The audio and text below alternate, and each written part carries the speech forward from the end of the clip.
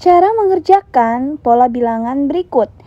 Tentukan suku ke-20. Perlu diingat rumusnya yaitu UN sama dengan A ditambah buka kurung N dikurang 1 dikali B.